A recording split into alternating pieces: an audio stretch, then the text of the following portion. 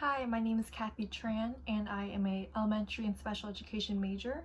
I'm here for my portfolio defense interview.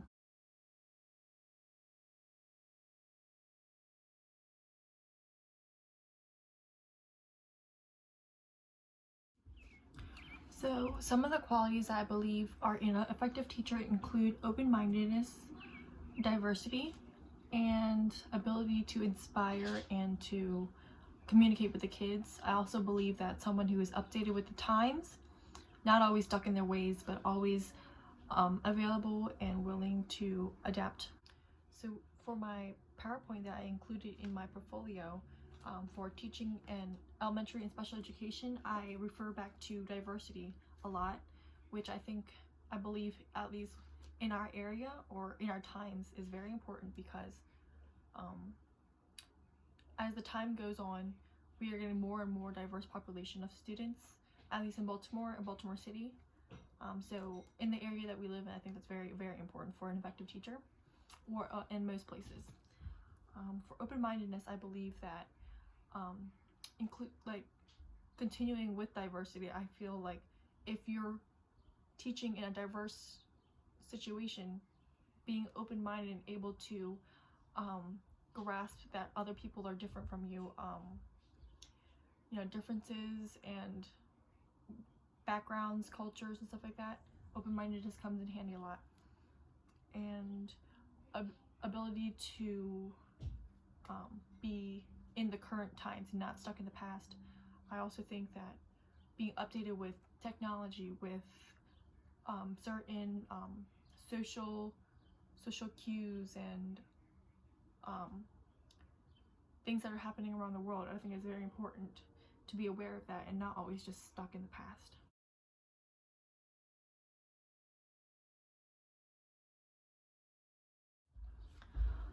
I think one activity which I did include in my portfolio that really stood out to me was researching this job, researching my career path.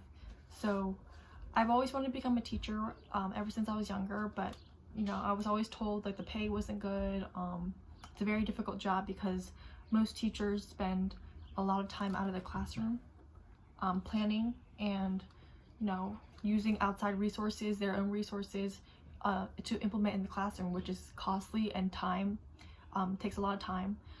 But after researching, I understand that there is a need of teachers. There's need for teachers in more specifically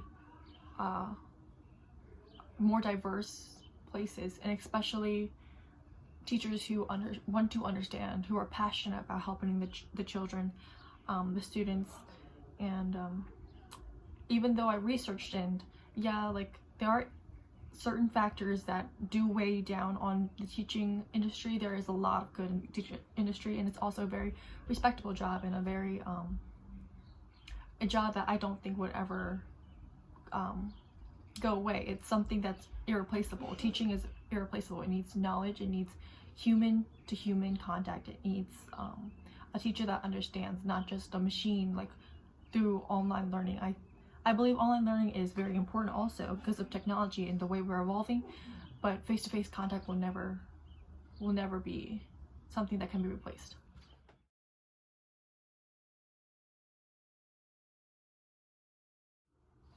So I believe that technology is able to differentiate in instruction. We've always used some sort of technology.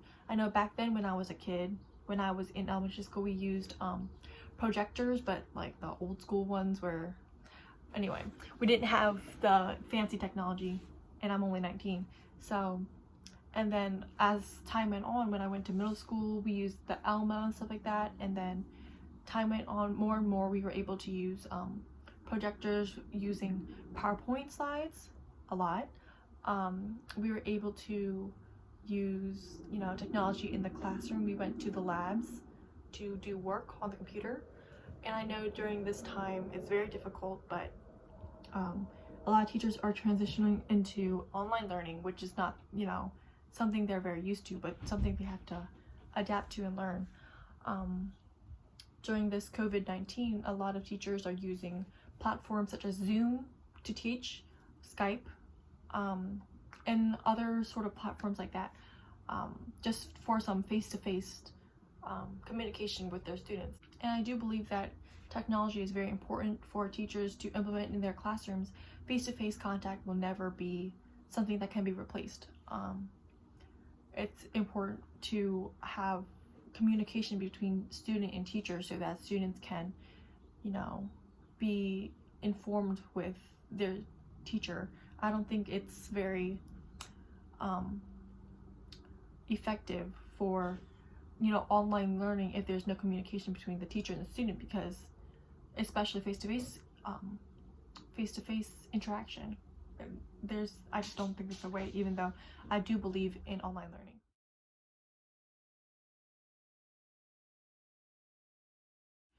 So DAP is the way teachers change and adapt their lessons to cater to their students of their current students. So for example, you have advanced students, you have standard students, you have students that are, academically struggling, and they're placed in they're placed in groups according to their learning abilities and their performance in the classroom. So one lesson from the AP or the advanced classroom cannot fit with the students who are struggling. There's no way that a student who is struggling can perform well in that type of situation because they don't have the ability to. And a student who is in an advanced class cannot have the same lessons as a student who is not able to learn as quick as them or achieve academically well as them. So it is important to change up your curriculum according to your classroom. And I refer to this in my DAP that is included in my portfolio.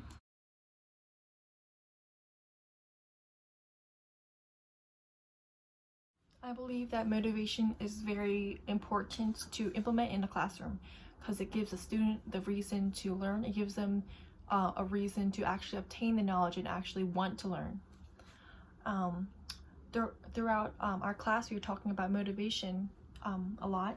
I feel like something I learned is that it's not always just about reward and consequences or punishment, which should never ever be used in a classroom, but it's also about implementing self-esteem into a child, that they can do it, that they're able to do it, that it's something that we expect from them too. Also, expectation is also another form of motivation that I actually learned in this class. I believe that if you're not expected to do something, you don't have a reason to do it. You don't, which I applied to myself as well. I have expectations to myself that I've given to myself that actually help motivate me to actually learn and